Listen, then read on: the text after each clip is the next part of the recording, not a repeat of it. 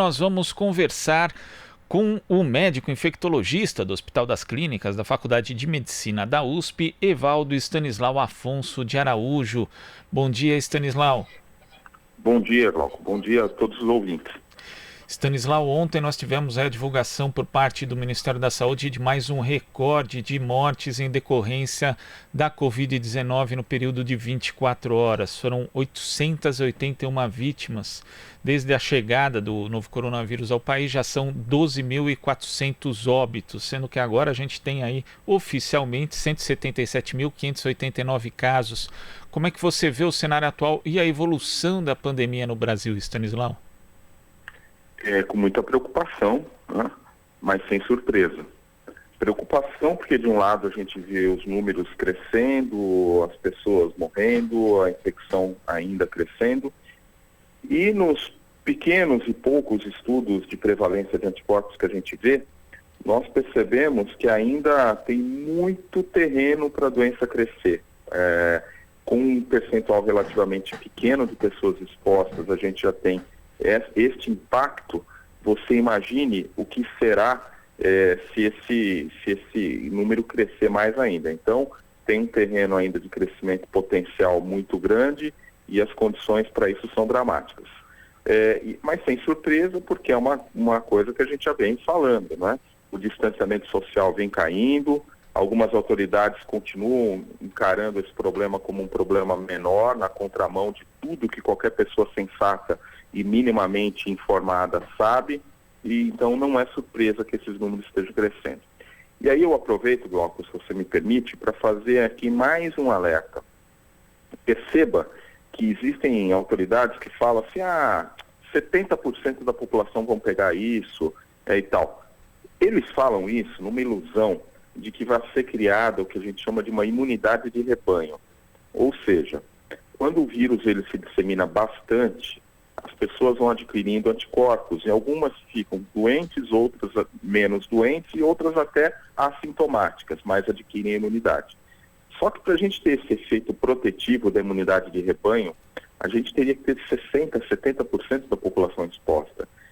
Só que para chegar nesse percentual, o custo em vidas e o custo em saúde é inaceitável do ponto de vista ético. Então, para quem conta com essa imunidade de rebanho, fala, não, deixa o vírus circular, que as pessoas vão adquirindo imunidade, eu acho que isso não é um raciocínio de uma pessoa normal, é muito mais próximo de um genocida, de uma pessoa desconectada com a realidade, do que de um pensamento científico minimamente razoável, porque está aí um pequeno percentual da população exposta ainda, pelo que os estudos demonstram em base populacional, e já esse grande e inaceitável impacto na nossa saúde e na vida das pessoas.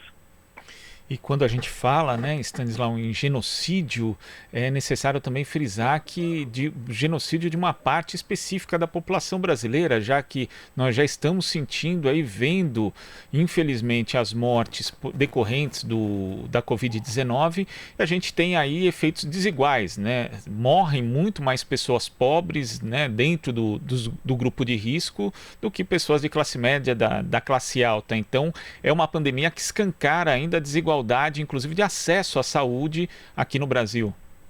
Extremamente bem observado. Essa é uma característica da doença que a gente vem ressaltando.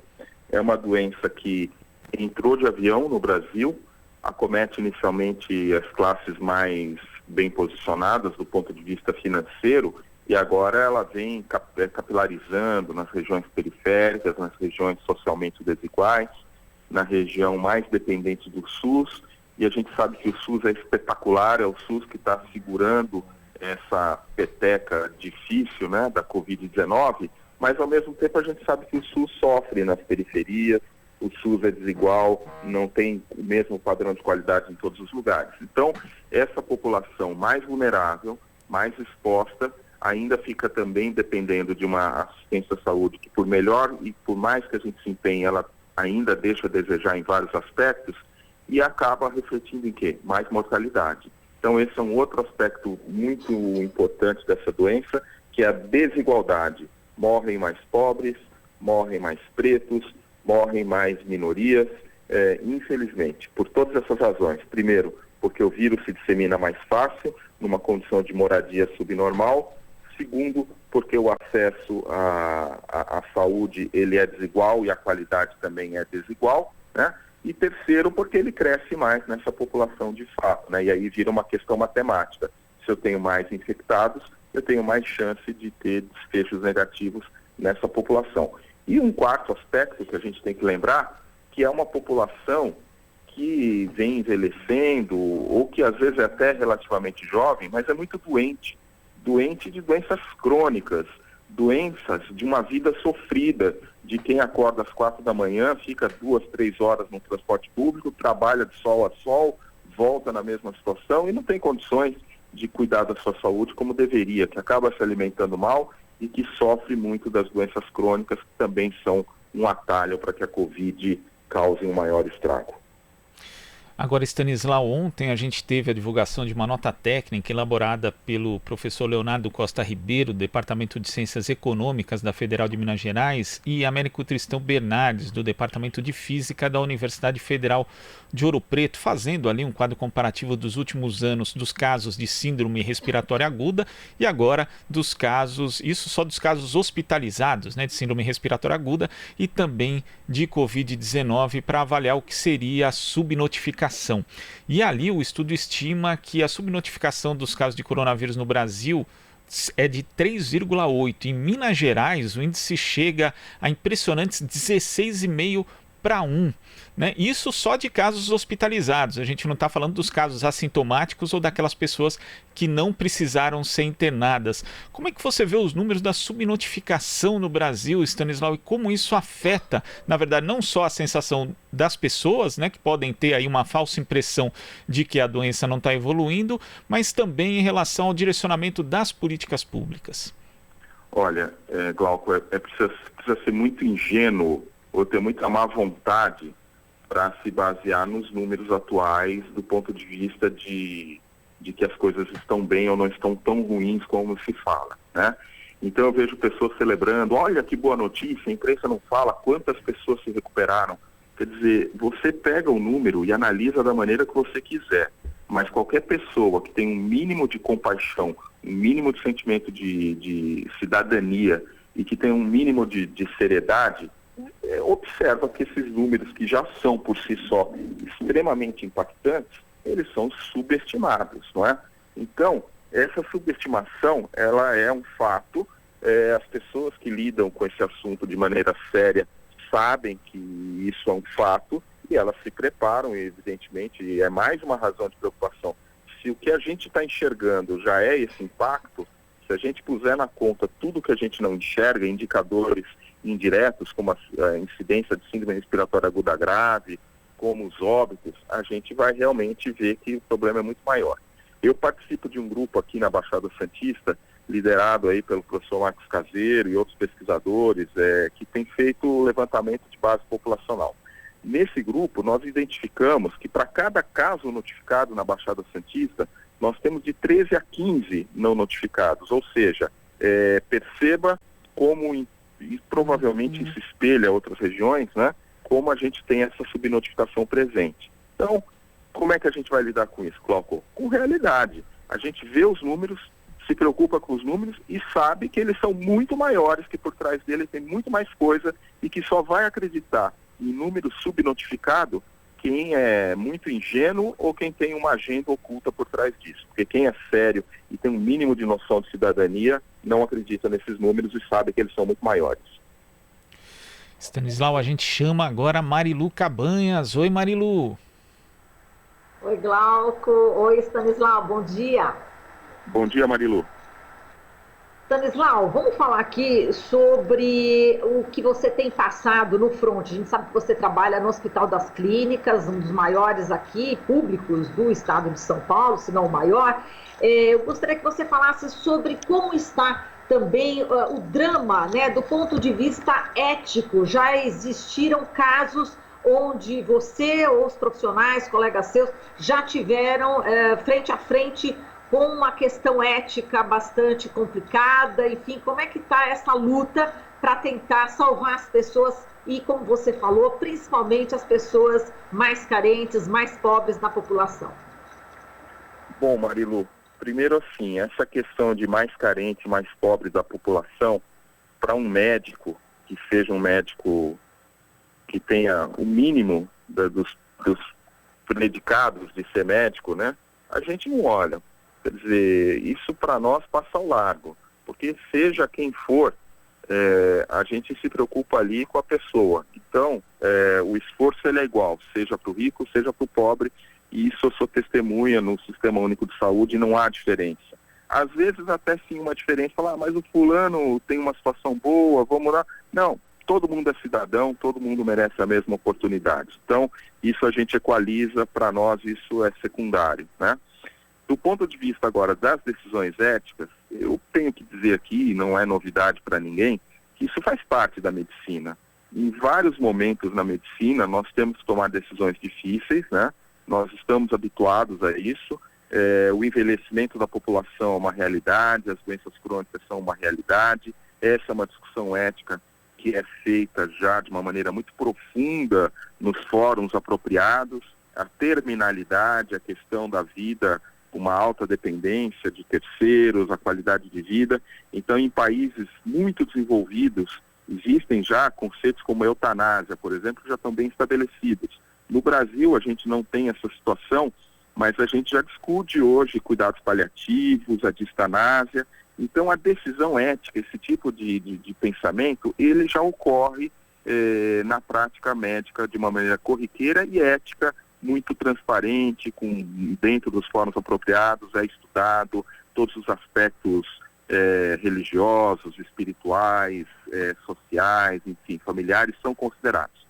Na Covid, o que a gente tem? Uma exacerbação. O que choca muito nesse momento? É que é uma pessoa que um dia está normal, no outro dia está à beira da morte, e aí você está lá, eventualmente, numa situação extrema. Porque numa situação de normalidade, entre aspas, sem essa pandemia, quando você toma uma decisão dessas, ou quando você está diante de uma situação dessas, normalmente é uma doença crônica que já vem consumindo a pessoa. Então, há um certo, entre aspas, se é que é possível ter, né? Mas há um certo preparo para um desfecho muitas vezes negativo, né? Na doença aguda, não. Poxa vida, era uma pessoa que há 15 dias estava normal e hoje está ali numa situação extremamente crítica. Então, esse é um aspecto muito relevante. Segundo, é um aspecto que incomoda demais, porque o que a gente quer fazer numa doença aguda, como é o caso da Covid? A gente quer dar o suporte, dar uma oportunidade para a pessoa voltar ao status que ela estava anterior. E qual era? Saudável, ou mesmo que fosse com alguma doença crônica, com alguma limitação, mas vivendo, interagindo com as pessoas, né? Então, esse é um agravante. E, lamentavelmente, dadas as dificuldades que a gente tem, já começam a aparecer aí situações onde faltam equipamentos, faltam vagas e, certamente, decisões difíceis têm sido tomadas, né? Não é o caso, quero enfatizar aqui, do Hospital das Clínicas, ao contrário, ainda ontem eu conversava com um dos diretores do hospital e cumprimentava, porque assim, é exemplar o que o Hospital das Clínicas tem feito no meio de uma crise dessa dimensão. Hoje, o Hospital das Clínicas, para vocês terem ideia, ele tem mais pacientes internados no Instituto Central do que tinha no dia imediatamente anterior a começar essa transformação do Covid. Então, é toda uma engenharia que foi feita com o apoio de voluntários de outras instituições e que transformou o Hospital das Clínicas num exemplo para o Brasil e eu diria até para o mundo do que tem que ser feito. Ele se transformou num hospital de Covid, tem muito médico, muito profissional de saúde novinho que está lá na linha de frente, inclusive, graças à sua juventude, que de certa forma protege, né, em teoria, tem menos risco se adquirir a Covid, e estão lá diuturnamente cuidando. Hoje já planejando mais de 200 leitos de terapia intensiva e outros tantos de internação. Então, o Hospital das Clínicas é um bom exemplo. Mas, saindo do Hospital das Clínicas e olhando de uma maneira geral, seja para a rede pública, seja para a rede privada, o que a gente já tem notado é que os doentes chegam no número, muitas vezes, insuportável fisicamente, para que a equipe de plantão consiga lidar com todos ao mesmo tempo, e já começa a se escolher quem é que vai para determinado recurso ou não, porque muitas vezes aquele recurso não está disponível imediatamente e você tem que fazer uma mitigação com o que você tem na mão, e isso certamente pode trazer desfechos que não são favoráveis. Exatamente, Stanislau. Então, portanto, essas pessoas, né, enfim, nesses outros locais, como você está falando, elas acabam não tendo esses cuidados paliativos, né? Ou seja, sequer conseguem ser socorridas devidamente. E aí a gente vê, enfim, esse momento, né, da morte de uma forma realmente não digna, né? Enfim. Eu pessoalmente eu não vivenciei isso em nenhum dos lugares que eu trabalho ainda, mas já vi reportes, sobretudo da região norte do Brasil, né, onde isso já tem ocorrido, e é muito dramático, né, porque a morte ela se dá numa condição de insuficiência respiratória, e a insuficiência respiratória é um dos piores quadros que a gente pode ter, né. Eu acho que a dor intensa, a dor extrema, é uma coisa realmente preocupante, e a questão da insuficiência respiratória, da falta de ar, é outra. Perfeito, Stanislau. E como é que você está vendo também essa decisão, né, do presidente em considerar essencial a barbearia, a cabeleireiro, a academia de ginástica? A gente sabe que governadores de vários estados, eles não vão seguir essa determinação.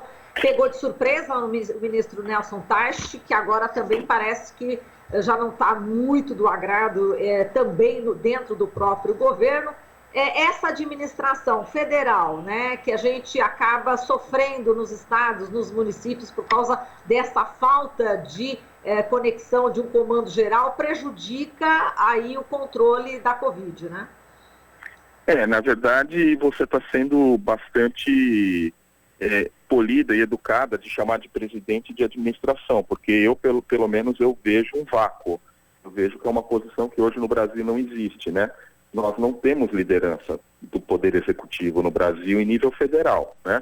E esse vácuo está sendo ocupado, graças a Deus, né, com muita competência pelos governadores, que pelo menos, eu não diria que todos, né, porque também tem governadores que não têm conduzido isso de uma maneira adequada, mas a maioria dos governadores tem sido muito responsável, tem estado atenta às recomendações dos médicos, dos cientistas, da Organização Mundial da Saúde, e feito o que tem que fazer. E nesse momento fazer o que tem que fazer é o distanciamento social e a fortalecer a assistência, né?